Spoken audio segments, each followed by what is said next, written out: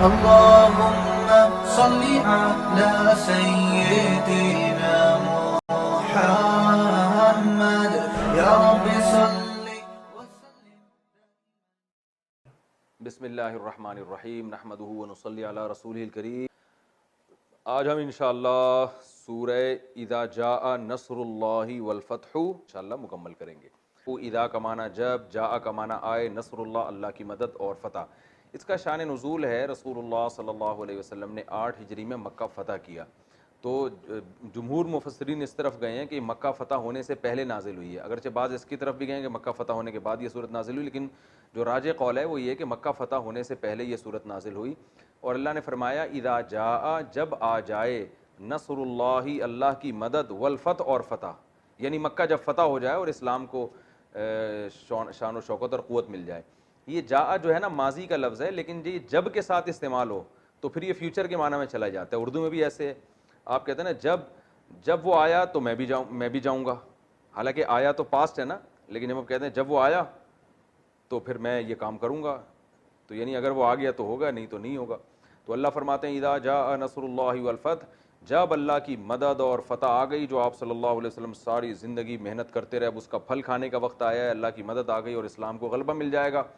اذا جاء نصر اللہ والفتح ورأیت الناس، اور آپ دیکھ لیں لوگوں کو، یدخلون، کہ وہ داخل ہو رہے ہیں، فی دین اللہ اللہ کے دین میں، افواجا، فوج در فوج، لشکر کے لشکر. اب تک کیا ہو رہا تھا؟ ابھی فلاں جگہ ایک آدمی مسلمان ہو گیا، فلاں جگہ ایک آدمی مسلمان ہو گیا، وہ بیچارہ جو مسلمان ہوتا تھا وہ بھی کمزوری کی حالت میں. تو اللہ فرماتے ہیں جب اللہ کی مدد آ جائے گی، یعنی مکہ فتح ہو جائے گا اور فتح بھی آ گئی، مدد بھی آ گئی، اور آپ دیکھ لیں لوگوں کو کہ وہ اللہ کے دین میں جوق در جوق داخل ہو رہے ہیں. وَيَدْخُلُونَ فِي دِينِ اللَّهِ أَفْوَاجًا وَرَأَيْتَ النَّاسَ يَدْخُلُونَ فِي دِينِ اللَّهِ أَفْوَاجًا فَسَبِّحْ بِحَمْدِ رَبِّكَ، تو آپ پاکی بیان کریں اپنے رب کی حمد کے ساتھ.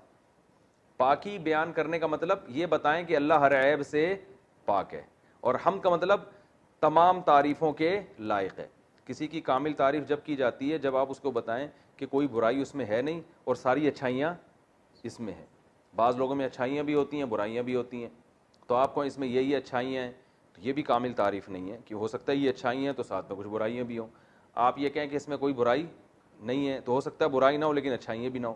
تو اس لیے قرآن میں یہ حدیث میں بھی یہ لفظ آتا ہے فسبح بحمدی ربک. ہم ثنا جو پڑھتے ہیں سبحانک اللہم وبحمدک، سبحانک اللہم، اللہم کہتے ہیں اے اللہ سبحانک تو پاک ہے، وبحمدک، اور تیری حمد کے ساتھ بھی ہم یہ بات بیان کر رہے ہیں. ٹھیک ہے نا، یعنی ہم جو تیری پاکی بیان کر رہے ہیں تیری حمد کے ساتھ، کہ یہ بھی بتا رہے ہیں کہ تو عیب سے بھی پاک ہے اور ساری خوبیاں بھی تیرے اندر ہی ہیں.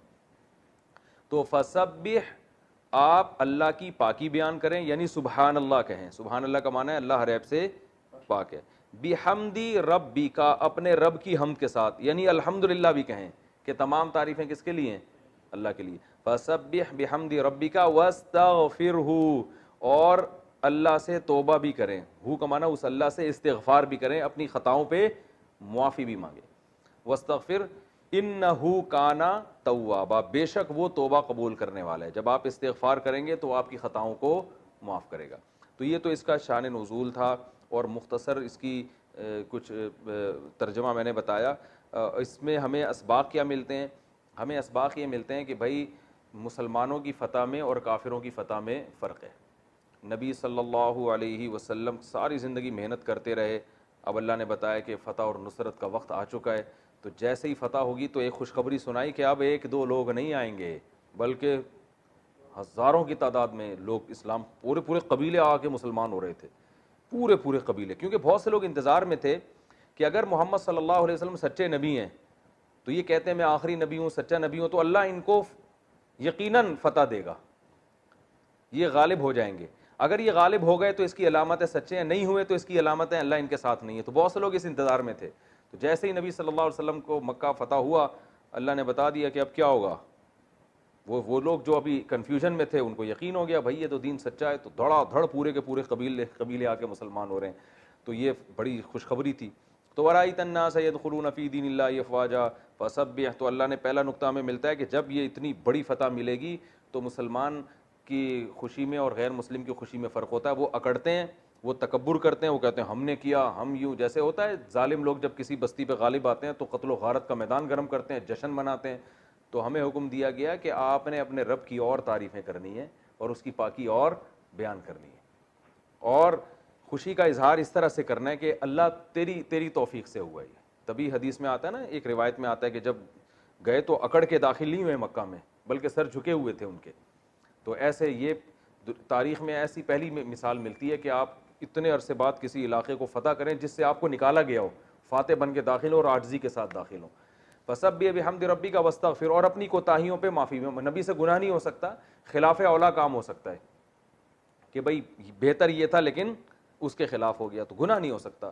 تو نبی سے جو خلاف اولا کام بھی ہوتا ہے تو اللہ اس پہ بھی استغفار کا حکم دیتے ہیں کہ اگر اس دعوت کے مشن میں آپ سے کوئی کوتاہی ہو گئی ہو تو آپ کو چاہیے کہ آپ اللہ سے معافی مانگے. تو جب نبی کو حکم دیا جا رہا ہے تو ہم کس کھیت کی مولی ہیں. تو ہمیں بھی کوئی بھی اگر ہمیں کامیابی ملتی ہے نا, تو کامیابی میں ہمیں اس سے سبق ملتا ہے بھائی اترانا نہیں ہے, اور اللہ کی حمد و ثنا کرنی ہے, اور اپنی کوتاہیوں پہ بھی نظر رکھنی ہے. اللہ ہم سے تو یہ تو تیری مدد ہے, ہم نے تو کام خراب کیا ہے, اپنے بارے میں یہ کہنا چاہیے. آج الٹا معاملہ ہو رہا ہے, کام کیا نہیں ہوتا اور اپنی طرف ہم نے کیا ہے, ٹھیک ہے نا, ہم نے کیا, یہ سب میری محنت کا نتیجہ ہے. تو ایک سبق تو ہمیں ملتا ہے. دوسرا سبق اس حدیث سے, اس سورت سے ہمیں یہ ملتا ہے جو عبداللہ بن عباس رضی اللہ تعالیٰ عنہ کا واقعہ. عبداللہ بن عباس حضرت عباس کے بیٹے تھے, 9 عمر تھے. حضرت عمر ان کو اپنی محفل میں بٹھایا کرتے تھے. تو بعض صحابہ کو اشکال ہوا کہ اتنے بڑے بڑے صحابہ بیٹھے ہیں اور آپ ایک نوجوان کو اپنی محفل میں بٹھاتے ہیں, کم عمر کو. حضرت عمر یہ نہیں بتانا چاہتے تھے ان کی علمی حیثیت بہت ہے. تو حضرت عمر نے ایک سوال پوچھا سب سے کہ بتاؤ اذا جاء نصر اللہ والفتح, یہ والی صورت میں ہمیں کیا پیغام مل رہا ہے؟ تو کسی نے کہا اس میں یہ پیغام مل رہا ہے کہ مکہ فتح ہو جائے گا, کسی نے کہا اس میں خوشخبری مل رہی ہے کہ لوگ فوج در فوج داخل ہونے والے ہیں, کسی نے کہا اس میں استغفار کی فضیلت ہے. عبداللہ بن عباس سے پوچھا, انہوں نے فرمایا کہ اس میں بتا دیا گیا کہ رسول اللہ صلی اللہ علیہ وسلم دنیا سے جانے والے ہیں. کیوں؟ نبی جو دنیا میں آئے تھے دین کو غالب کرنے کے لیے, تو اسی وجہ سے اللہ نے کہا دین جب غالب ہو جائے تو اے نبی اب آپ توبہ استغفار میں لگ جائیے, مشن آپ کا کیا ہو گیا, کمپلیٹ.